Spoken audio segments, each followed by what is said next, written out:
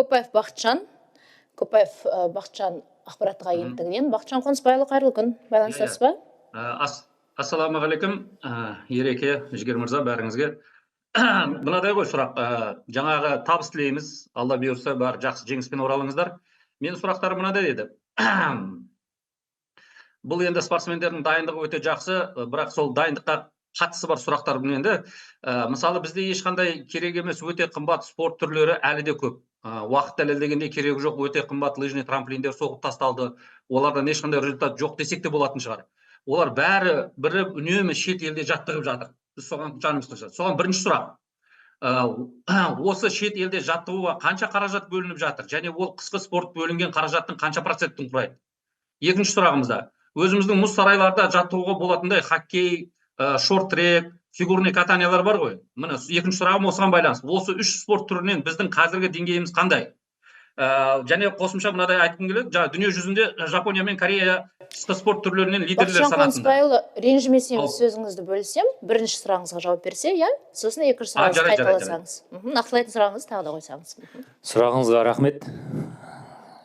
Бізде негізі трамплиннен секіру бойынша былтырғы тарихи жеңісімізді білесіз, мизерных. Илья бізде олимпиада чемпионы болды, жасөспірімдер арасындағы жарыста. Сондықтан бұл спорттың ары қарай болашағы бар деп ойлаймыз. Қаражат мәселесі бойынша шетелдік бізде оқу жаттығу жиындарында негізі жалпы қысқы спорт түрлеріне осы дайындыққа бөлінген қаражат 500 миллиондай теңге. Соның ішінде сіз атап айтқан жаңағы трамплиннен секіру спортына бізде 40 миллиондай қаражат бөлінген. Бірақ мынау Азия ойындарының бағдарламасында бұл спорт түрінен бізде қатыспайды спортшылар. Екінші сұрағыңызға қоя берсеңіз. Енді екінші сұрақ былай толықтап қойынды. Дүние жүзінде Жапония мен Корея қысқы спорт түрлерінен лидерлер санатында есептеледі. Қаншама қысқы спорт сарайлары толып жатқан Қазақстан сол баяғы Қазақстан деңгейіне әлде жетемей жатыр. Мен әлемдік деңгейде айтамын, азиялық емес. Осының өзінде өзіміздің мұз сарайлары өте көп болғанымен, сол жерде жаңа хоккей, шорт-трек және мәнерлеп сырғанау ғой, фигурный катание. Осы үш спорт түрінен, үш спорт түрінен біздердің қазіргі деңгейіміз қандай екен, сол жайлы айтсаңыз. Және қосымша айта кетсем бола ма ақпарды? Қаншама спорт жаңа сарайлар салынып жатыр дейміз ғой. Жалпы қысқы спорт түрлеріне арналған бізде бірде-бір өндіріс жоқ екен. Сол бойынша да сұрайыншы деп едім, жаңа коньки басқа өндіретіндер бар ма? Рахмет. Енді жаңа сұрағыңызға рахмет. Хоккей спортынан біз осы Азия ойындарында негізі алға қойылған міндеттеме ол алтын медаль.